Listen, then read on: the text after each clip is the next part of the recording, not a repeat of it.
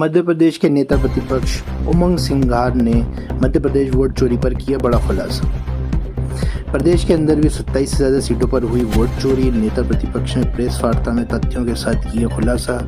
कुछ महीने पहले जोड़े गए लाखों मतदाता। भोपाल में नेता प्रतिपक्ष उमंग सिंघार ने वोट चोरी से जुड़ी बढ़ती चिंताओं पर भोपाल में प्रेस कॉन्फ्रेंस कर पारदर्शिता बहाल करने की मांग रखी।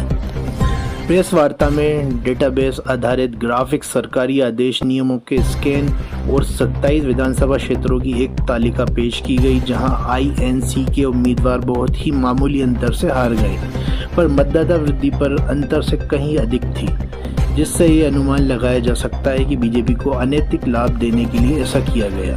साथियों, पिछले आप देख रहे हैं कि राहुल गांधी जी ने जिस प्रकार से वोट चोरी को लेके बिहार का मामला उठाया, बेंगलोर को लेके उन्होंने उदाहरण दिया कि किस प्रकार से चुनाव आयोग की मिली भगत से भारतीय जनता पार्टी चाहे केंद्र में हो या प्रदेश के अंदर सरकारें बना रही है। इसी तारतम्य में हमने मध्य प्रदेश के बारे में चीजें समझी, किस प्रकार से वोट चोरी करके सरकार ने मध्य प्रदेश के अंदर फर्जी जनादेश लेकर मध्य प्रदेश में भारतीय जनता पार्टी ने अपनी सरकार बनाई, और इसमें चुनाव आयोग की क्या भूमिका रही।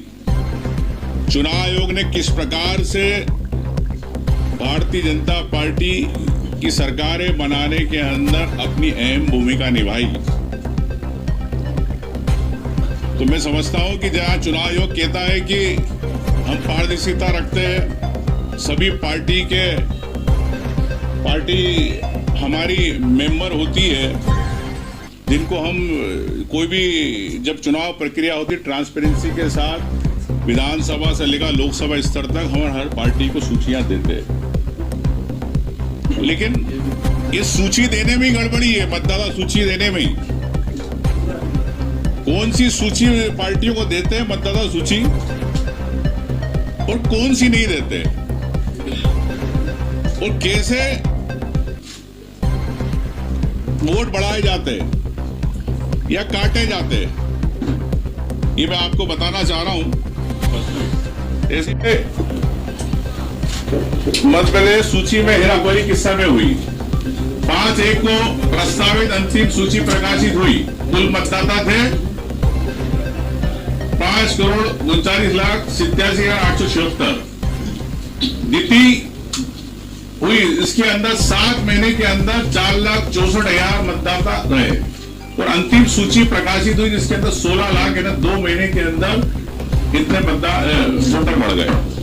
क्या इसकी जानकारी आपने राजनीतिक दलों को दी? क्या इसकी जानकारी आपने विधानसभा लड़ने वाले प्रत्याशियों को दी?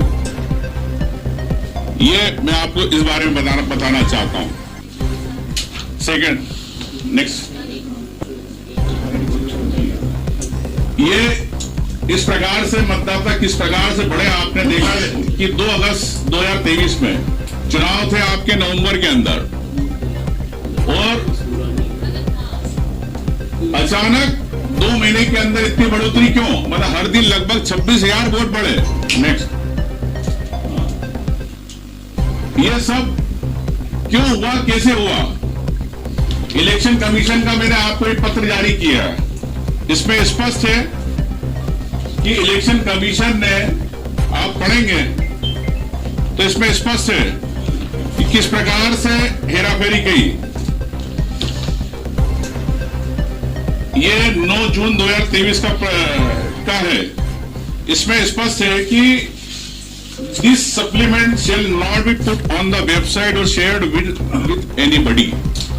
इसके ऊपर ए वाले इस पे लिखा है कि ऑल द एप्लीकेशन फॉर्म 678 1/1/2023 और 1/4/2023 the qualifying date received up to 30 June and advance application with respect 1 July as the qualifying date shall be dispose and update the ER database is being done under the continuous updation. मतलब जो दावे आपत्ति होती है 6 के अंदर होता है कि कैसे नए वोटर को जोड़ना, कैसे साथ में आपका मृत डुप्लीकेट वोट हटाना। तो आपने देखा कि इलेक्शन कमीशन ने 9 जून 2023 को ये छत्तीसगढ़, मध्य प्रदेश, मिजोरम, राजस्थान और तेलंगाना के लिए लेटर निकला है। ये उसमें पूरा स्पष्ट है, मैं आपको इसकी कॉपी भी अवेलेबल कराऊंगा। तो आपने 1 जुलाई तक तो आपने पूरी अपडेट कर दी, 30 जून तक।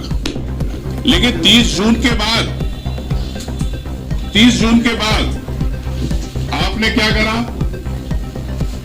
कि जो सूची थी सप्लीमेंट्री जिसके अंदर वोट बढ़ाए गए, वो सूची आपने नहीं दी और सिलेक्शन कमीशन ने क्लियर लिखा है कि ना इसको वेबसाइट पे डाला जाए ना किसी को दी जाए। तो इसका मतलब कि चुनाव आयोग खुद चोरी करवा रहा है। चुनाव आयोग खुद प्रदेश के अंदर प्रदेशों में सरकारें बनवा रहा है। मध्य प्रदेश के अंदर भी इस प्रकार से चोरी हुई। तो ये इसी प्रकार 5 राज्यों को लेकर किस प्रकार से रहा, ये मैंने आपको बताया। इसकी मैं कॉपी आपको क्लियर है कि 9 जून का स्पष्ट आदेश था 5 राज्यों के लिए। नेक्स्ट, एक चुनाव आयोग ने के बेस पे मुख्य निर्वाचन अधिकारी मध्य प्रदेश ने एक ऑर्डर निकाला। ये निकाला 2/12/2022 को कि 8.5 लाख नकली वोटों को हटाने का किया जाएगा। लेकिन सिर्फ आरटीए में हमने जानकारी मांगी तो चुनाव आयोग ने कहा कि हम डिजिटल डेटा नहीं रखते, हम जानकारी नहीं रखते, जिसमें कि स्पष्ट है कि चुनाव आयोग का नियम 32 में स्पष्ट है कि आपको 3 साल डेटा रखना है। ये चुनाव आयोग की दूसरी गलती और ये प्रमाण है, कागज पे लिख के दिया उन लोगों ने कि हम डेटा नहीं रखते। नेक्स्ट, तो ये नियम जो 32 तोड़ा, ये मैंने आपको इस पर इसके अंदर पूरी जानकारी दे दी किस प्रकार से नियम को तोड़ा गया। नेक्स्ट, अब ऐसी कई सीटें मध्य प्रदेश के अंदर, उदाहरण के लिए मैंने 25-26 सीटें निकाली आपकी जानकारी के लिए कि सेवड़ा सीट 2,64,000 वोट थे 2 तारीख को, मतदाता 2,71,000, मतलब 7,000 2 महीने में बढ़े, बगैर राजनीतिक पार्टी, बगैर वोटर के जानकारी के, बगैर राजनीतिक पार्टियों को जानकारी के, ना विधानसभा के जो उम्मीदवार ना उनको दी गई, लेकिन 2 महीने के अंदर वहां पर नतीजों का अंतर रहा 2,500 वोट का।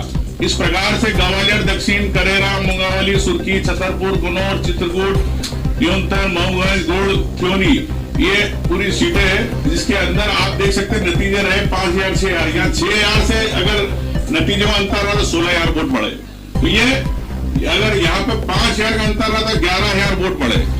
ये मैं आपको दूंगा पूरी कॉपी आपको। तो नेक्स्ट, ये सब सीटों की आपको मैं जानकारी दे रहा हूं कि किस प्रकार से चुनाव आयोग ने जो वोट बढ़ाए किसी को जानकारी दी नहीं। नेक्स्ट,